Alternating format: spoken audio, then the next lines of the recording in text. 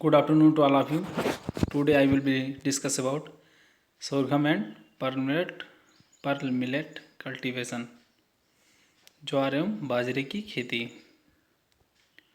तो आप सभी का द नॉलेज प्लाजा में तहे दिल से स्वागत है। तो चलिए स्टार्ट करते हैं ज्वार की खेती, sorghum कल्टीवेशन। ज्वार का जो बॉटेनिकल नेम होता है, वानस्पतिक नाम होता है sorghum bicolor, BICOLOR। और इसकी जो फैमिली होती है, कुल जिसको कहा जाता है, वो पोएसी या ग्रैमनी।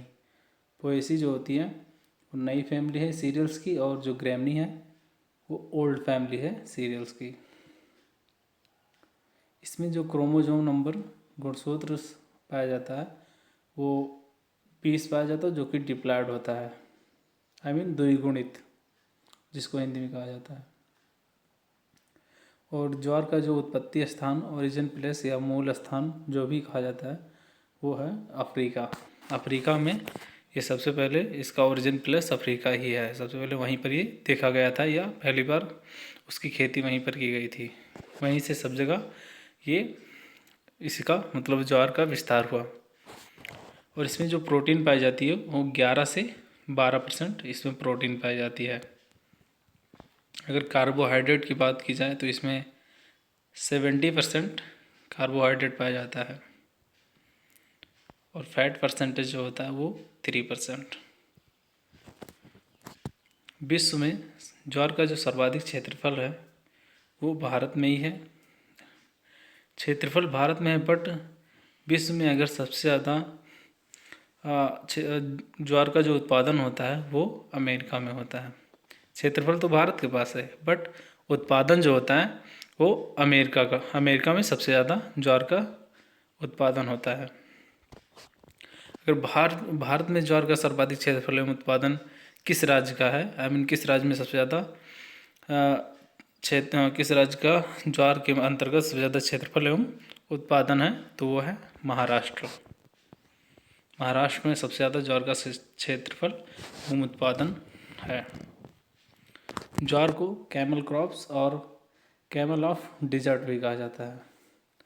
कैमल क्रॉप्स क्यों? क्योंकि यह जो ज्वार होता है वो से कैमल ऑफ डिजर्ट कहा जाता है, क्योंकि डिजर्ट मतलब रेगिस्तान का ऊँट कहा जाता है। ज्वार को रेगिस्तान का ऊँट भी कहा जाता है। और ज्वार में जो नरबंधता, ज्वार में जो होता है मेल स्टेरिलिटी पाई जाती है। नरबंधता को किसके कारण ज्वार में नरबंधता पाई जाती है? CK60। CK60 क्या है? CK का फुल फॉर्म होता है, CK को कहा जाता है कंबाइंड कफीर 60। ज्वार की पत्तियों में जो होता है HCN की मात्रा 0.5 ग्राम होती है। HCN means hydrogen cyanide note.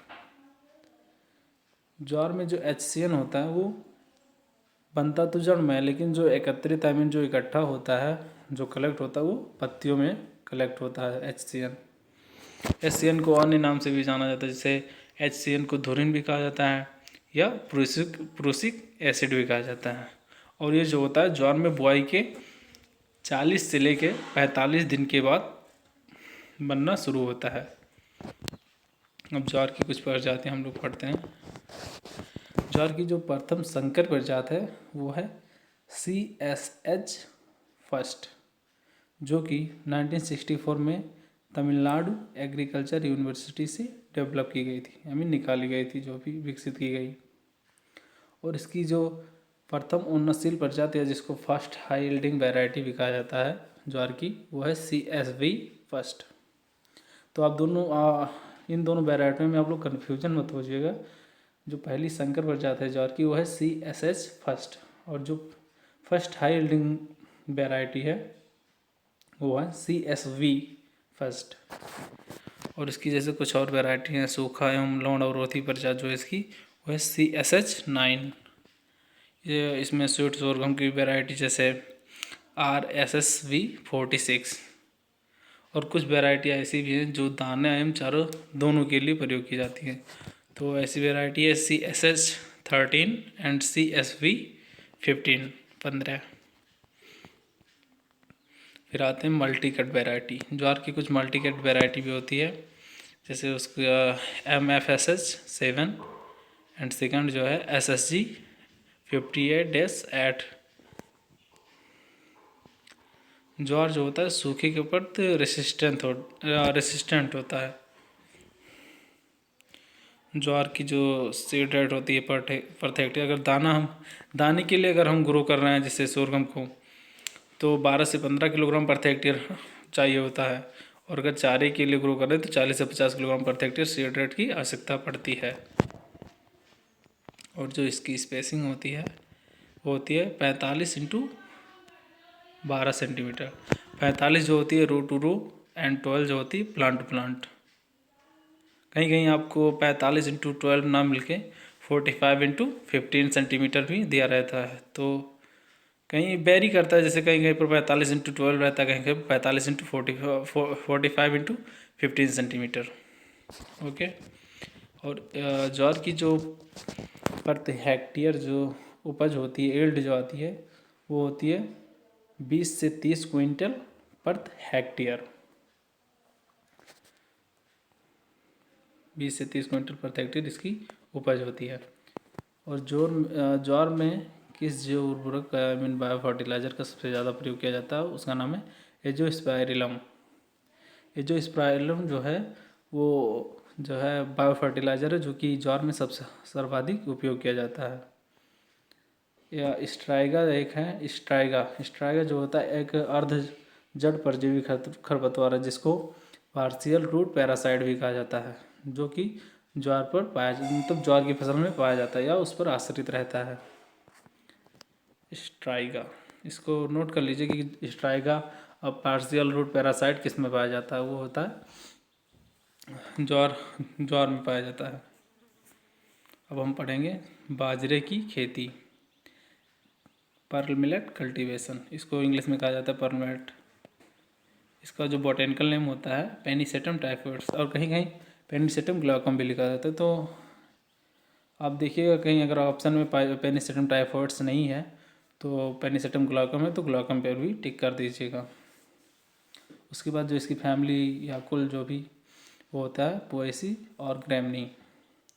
इसमें जो क्रोमोजोम नंबर गुणसूत्र संख्या जो होती है इसकी, वो होती है 14। अभी तक आपने पढ़ा मेज में गुणसूत्र संख्या 2n=20, और सोरगम में आपने पढ़ा 2n=20, लेकिन इसमें जो होता है 2n=14 पाया जाता है। तो इसमें कन्फ्यूजन ना होइएगा, कंफ्यूज ना होइएगा। इसमें जो क्रोमोजोम नंबर पाया जाता है वो 14 पाया जाता है, जो कि डिप्लॉयड होता है। और इसका जो ओरिजिन प्लेस उत्पत्ति स्थान जो होता है वो भी अफ्रीका ही होता है, सोरगम की तरह। जैसे सोरगम का भी अफ्रीका है, तो इसका भी अफ्रीका ही होता है। अगर कहीं कहीं जैसे वेस्टर्न अफ्रीका भी लिखा रहता है, तो वेस्टर्न अफ्रीका भी होता है, लेकिन अधिकतर आपको अफ्रीका ही मिलेगा कि बाजरे का ओरिजिन प्लेस कहाँ है या सोरगम का ओरिजिन प्लेस कहाँ है। तो आप लोग अफ्रीका पर ही टिक कीजिएगा। और इसमें जो प्रोटीन पाई जाती है वो 11.6% पाई जाती है, और जो प्रोटीन पाई जाती है उसका नाम है लासो प्रोटीन। और कार्बोहाइड्रेट परसेंटेज जो होता है वो 67% पाया जाता है बाजरे में, और फैट जो होता है वो 5%। बाजरे को कुछ अन्य नामों से भी जाना जाता है, जैसे कि cattle millet, candle millet, specked millet, oblique dark millet, इन नामों से भी बाजरे को जाना जाता है। और बाजरे की एक खास बात ये भी होती है कि इसमें जो होता है सभी खाद्यान्न फसलों की अपेक्षा इसमें सबसे अधिक मिनरल्स खनिज लवण पाए जाते हैं। कितना पाया जाता है? 2.7%। और उससे भी अच्छी बात यह है कि इसकी जो जल मांग होती है सभी खाद्यान्न फसलों की अपेक्षा सबसे कम जल मांग की आवश्यकता पड़ती है। और कितनी आवश्यकता पड़ती है? 220 से 250 मिलीमीटर, या इसको शॉर्ट में भी कहा जाता है, प्रति हेक्टेयर की आवश्यकता पड़ती है। केवल 220 से 250 प्रति हेक्टेयर।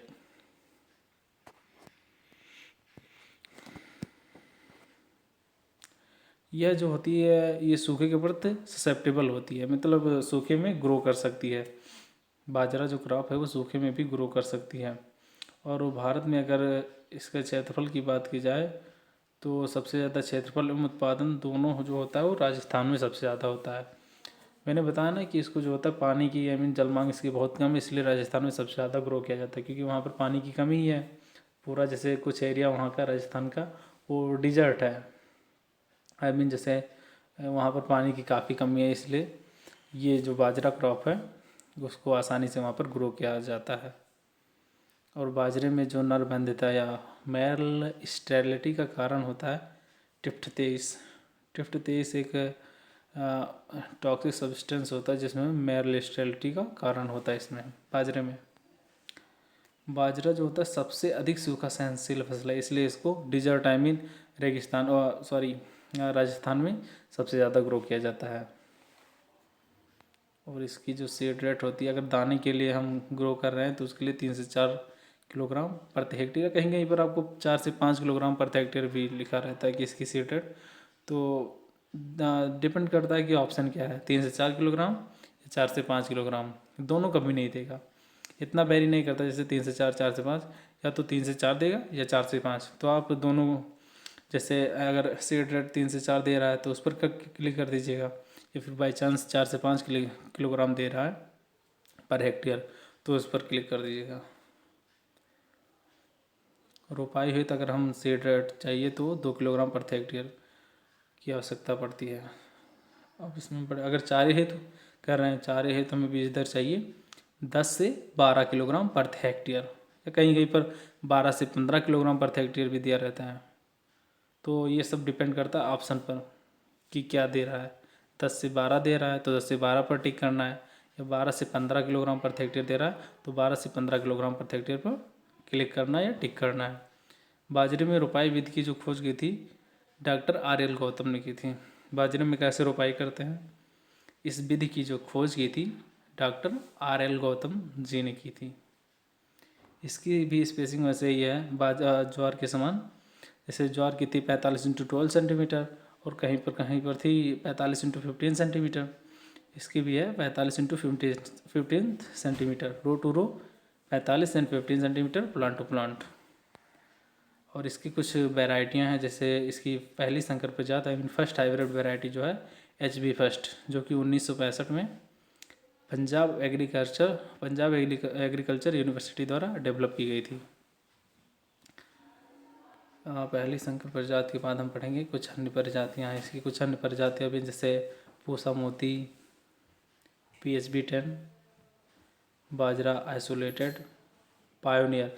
जो बाजरे की वैरायटी अधिकतर पूछी जाती है कि पायोनियर किसकी वैरायटी है, तो आप पायोनियर अगर वैरायटी पूछी जा रही है तो आप उस पर बाजरे पर टिक क्लिक कीजिएगा, या पर अगर इंग्लिश में लिखा आ रहा है तो पर्ल मिलेट पर टिक कर दीजिएगा। फिर उसके बाद जो लास्ट वैरायटी वो है बाजरा मैनपुरी। इसमें कुछ डिजीज़ भी लगते हैं, जैसे हरित बाली रोग, जिसको इंग्लिश में ग्रीन हेयर डिजीज़ भी कहा जाता है।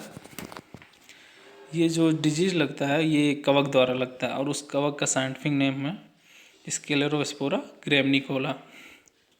ये पूछा जाता है कि हरित बाली रोग या ग्रीन हेयर डिजीज़ जो लगता है किस में लगता है, तो आप लोग ये किस में लगता है ये नहीं पूछता है, ये पूछता है कि किसके द्वारा लगता है, बैक्टीरिया, फंजाई, निमेटोड या एनी अदर जो भी। तो आप उस पर कवक द्वारा टिक कीजिएगा। फंगस अगर दे रहा तो फंगस, नहीं तो कवक। कवक का इंग्लिश नाम ही है फंगस, तो आप फंगस पर क्लिक कीजिएगा।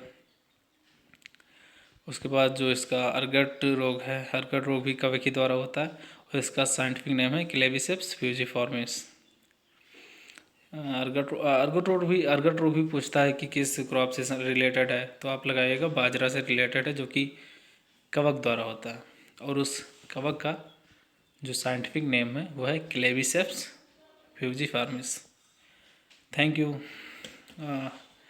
आज इस क्लास में मैंने ज्वार और बाजरे की खेती को समाप्त किया, और जो नेक्स्ट क्लास रहेगी उसमें मैं आपको कुछ नई दूसरी क्रॉप पढ़ाऊँगा। तो लास्ट में जाते जाते यही कहूँगा, अगर वीडियो अच्छी लगी हो तो like, comment, share and subscribe करना ना भूलेगा, और बेल आइकन को भी प्रेस कर दीजिएगा। थैंक यू, और अपनी तैयारी करते रहिएगा। बाय।